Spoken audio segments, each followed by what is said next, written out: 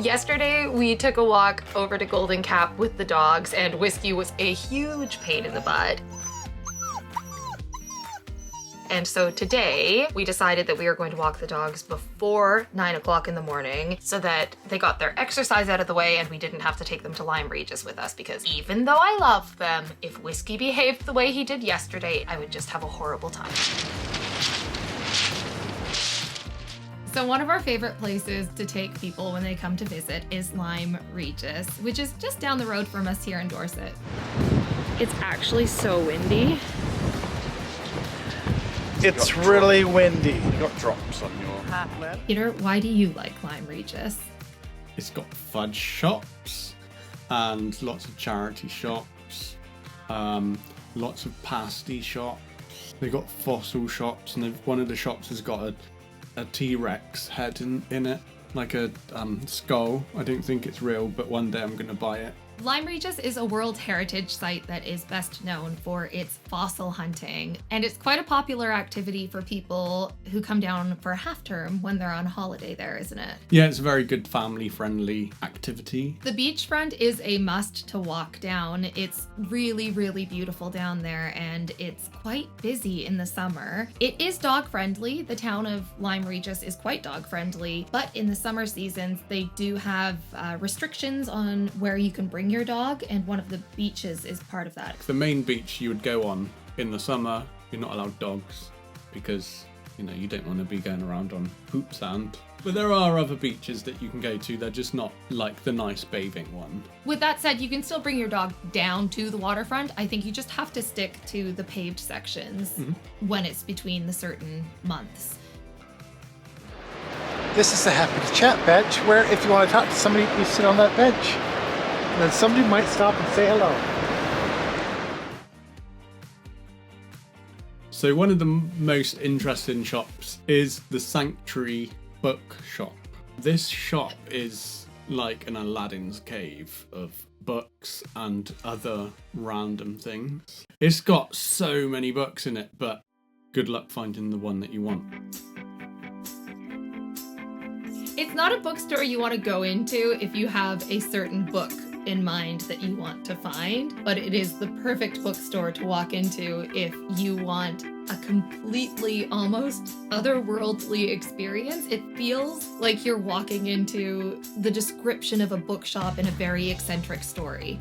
It's brilliant. It's full of books and trinkets and Furbies of all things. Lava lamps. There's a lava lamp corner. When the shop is fully open, they have a room downstairs. It wasn't open today, but it's like a half-height room, and it's also full of books that you can usually walk into, but you have to like hunch over and risk putting your back out to get into it. We were a bit bummed that was closed.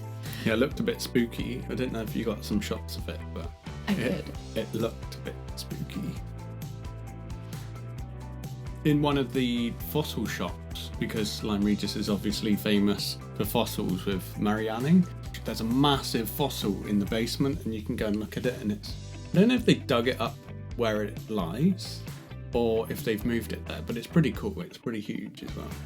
So when Mary Anning was 12 years old, she found the first correctly identified ichthyosaur, and I'm pretty sure I just butchered the pronunciation of that. She's very well known in Lyme Regis and Dorset along the Jurassic coast for her discoveries and her contribution to the dinosaur world. Paleontology? I think it was one of those things, I might be wrong in thinking that she discovered this huge thing and then the men were like, no, that's nothing, but I found this. It's called a dinosaur and we discovered them. Men, not you, a woman, because you can't do science. Men. I think you're right. We're gonna pop some more information and maybe link to a video about Mary Anning. We haven't made it ourselves, but we'll pop that in the description below if you're interested in learning more about her and her discoveries. So we arrived at Lyme Regis. We had a little bit of an explore around the Sanctuary Bookshop. We took Chad and Kathy along the waterfront, and then we also went for a cream tea at the Belcliffe restaurant.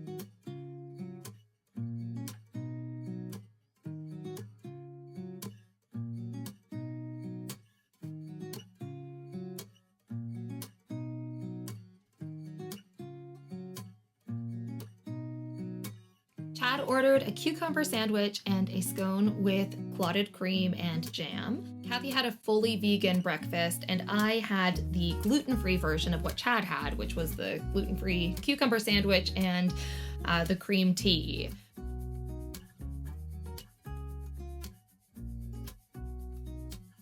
I wasn't the biggest fan of the cucumber sandwich. You had a bite of it before, didn't you? Yeah, I think they just obviously bought the gluten-free bread from a supermarket, and gluten-free bread from a supermarket just sucks all the moisture out of your life. I don't think it's necessarily their fault. At least they have a gluten-free option. Kathy mentioned the fact that that was one of the best vegan breakfasts she's had for a while, at least. Really good on the vegan breakfast. Not so great on the gluten-free cucumber sandwiches. With that said, I don't even know if I'm a fan of cucumber sandwiches if it was made with like homemade bread either. But I will say, probably the best gluten-free scone I've had in a very long time. If I was gonna go back, which I am definitely already planning on doing, I am going to order the option where you get the 2 scones and the pot of tea instead of the scone and the sandwich. And I highly recommend, if you're gluten-free, doing exactly the same. You won't regret it. The scone was actually just like so good, and it didn't crumble. Like when you cut it in half, it didn't fall apart, which is not normal for gluten-free scones. And I know that they make the scones in-house. That's probably why they were so delicious. There you go. Gluten-free option, vegan option, and Dog-friendly. Dog-friendly too.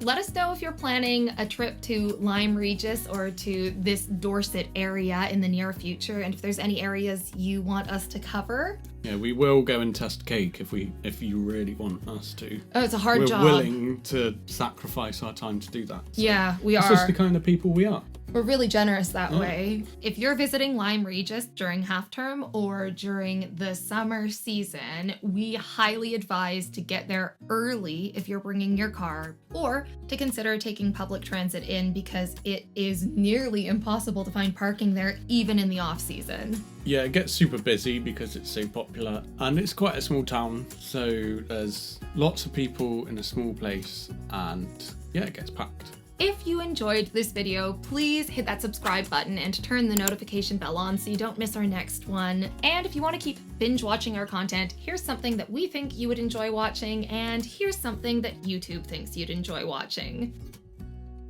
Okay, bye! Too bright out. Yeah, well, it's supposed to be on automatic and smart. Yeah. Well, back up. Oh no, it's done now. Oh, that's you're good. fine. That's good. That's great. Okay, that's fine. So don't move.